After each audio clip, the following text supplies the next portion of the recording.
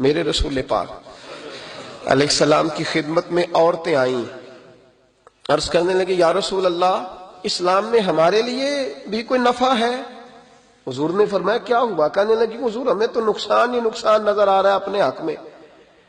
حضور بتلائیں اگر آپ کے دین میں کوئی خیر ہے تو ہم کلمہ پڑھیں فٹافٹ، باقی تو دنیا میں ہمیں اپنا نقصان ہی دکھائی دیتا ہے۔ یہ بھی امام طبرانی نے لکھا ہے، محبوب علیہ السلام نے فرمایا تم پہلے اپنی بات کرو، پوچھنا کیا چاہتی ہو؟ کہنے لگے یا رسول اللہ، ایک تو ہم نے سنا ہے اسلام میں بھی ایک معاملہ یہ ہے کہ جن دنوں عورت ناپاک ہوتی ہے وہ نماز نہیں پڑھ سکتی، وہ روزہ نہیں رکھ سکتی۔ حضور یہ دینی نقصان ہوا، اور دو عورتوں کی گواہی ایک مرد کے برابر ہے۔ دنیا میں بھی ہمارا وہ کردار نہ ہوا جو کہ مردوں کا ہے تو حضور ہماری دنیا میں بھی نقصان ہے، دین میں بھی نقصان ہے۔ یا رسول اللہ، یا رسول اللہ، یا رسول اللہ صلی اللہ علیہ وسلم۔ آقا پھر تو یہ ہوا کہ ہفتے مہینے کے بہت سارے دن عورت ویسے ناپاک رہی، دین سے دور رہی، اور اگر وہ قومی معاملات میں کوئی کردار ادا کرنا چاہے پھر بھی اس کی گواہی دو عورتوں کی ایک مرد کے برابر، تو حضور دنیا کا بھی نقصان دین کا بھی۔ میرے کریم نے فرمایا بیٹھ جاؤ، بیٹھ جاؤ۔ عورتیں بیٹھ گئیں تو محبوب فرمانے لگے تمہیں پتہ ہے جب کسی کے گھر میں بیٹی پیدا ہوتی ہے حضور کیا ہوتا ہے؟ فرمایا میرا مالک دو فرشتے بھیجتا ہے، فرمایا وہ آ کے گھر والوں کو سلام کہتے ہیں، جنوں اور انسانوں کے علاوہ ساری دنیا ان کے سلام کو سنتی ہے۔ فرمایا پھر وہ فرشتے اپنے پروں سے اس بیٹی کو ڈھانپ لیتے ہیں اور پھر اس کے سر پر پر پھیرتے ہیں، اور فرمایا پھر وہ ان کے باپ کو کہتے ہیں ان کی صحیح طرح پرورش کرنا، پھر ان کے ذمہ داروں کو کہتے ہیں، ان کے خاندان کے بڑوں کو کہتے ہیں صحیح طرح پالنا۔ اگر تم ان کی یہ لفظ سنو میرے محبوب کے، حضور فرمانے لگے رب کے فرشتے کہتے ہیں اگر تم نے صحیح پرورش کر کے بیاہ دیا تو اللہ قیامت تک تمہاری مدد کرے گا۔ کس طرح؟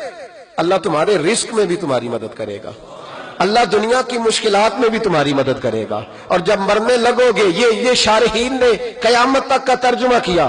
شارحین فرمانے لگے گویا حضور فرما رہے جب تم مرنے لگو گے بیٹی کی پرورش کرنے والوں تو رب کریم تمہیں کلمہ یاد کرا کے تمہاری مدد کرے گا، اور نکیرین کے سوالات قبر میں آسان کر کے تمہاری مدد کرے گا، اور قبر میں جنت کی کھڑکی کھول کے تمہاری مدد کرے گا۔ میزان عمل پر تمہارے عملوں کا وزن زیادہ کرا کے اللہ تمہاری مدد کرے گا، پل صراط پہ تمہیں آسانی سے گزار کے تمہاری مدد کرے گا۔ میزان عمل پر اپنے محبوب کے ید اللہ والے ہاتھوں سے تمہیں جام پلا کے اللہ تمہاری مدد کرے گا، اور فرمایا تمہیں دوزخ سے بچا کے جنت میں ڈال کے رب تمہاری مدد فرمائے گا۔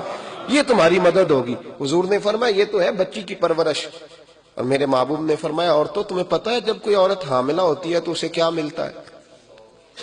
بیویاں تو پہلی بات سن کے رونے لگی، ان کے آنچل آنسوؤں سے بھیگ گئے۔ محبوب فرمانے لگے جب کوئی عورت حاملہ ہوتی ہے تو رب اسے اسی طرح کا اجر دیتا ہے جس طرح اس مجاہد کو اجر ملتا ہے جو جہاد فی سبیل اللہ میں جاتا ہے، اتنا اجر اللہ حاملہ عورت کو دیتا ہے۔ اور محبوب کریم علیہ السلام فرمانے لگے جب وہ بچے کی پیدائش ہوتی ہے، جب بچہ جنتی ہے تو رب اسے اتنا اجر عطا کرتا ہے جتنا رب کریم ایک شہید کو اجر عطا فرماتا ہے۔ ایک شہید کے برابر مالک اسے اجر دے، اور شہید کا اجر تو آپ کو پتہ ہی ہے کتنا ہے، اس کا پہلا قطرہ زمین پہ گرتا ہے تو گناہ اللہ سارے معاف فرما دیتا ہے۔ فرمایا اللہ عورتوں کو یہ اجر دیتا ہے۔ میرے محبوب فرمانے لگے شرط صرف اتنی ہے کہ اپنے خاوند کی فرما بردار رہنا، اور فرمایا اس کے بعد جب وہ بچہ پالتی ہے رات کو اٹھ کے اسے دودھ دیتی ہے، اور اگر بول و براز کرے تو رات کو اٹھ کر اس کی صفائی کرتی ہے۔ فرمایا جو بی بی اپنے بچوں کی خاطر رات بیدار رہے گی رب کریم اسے اتنا ہی اجر دے گا جتنا رات کو اٹھ کے نفل پڑھنے والے کو اجر عطا فرماتا ہے۔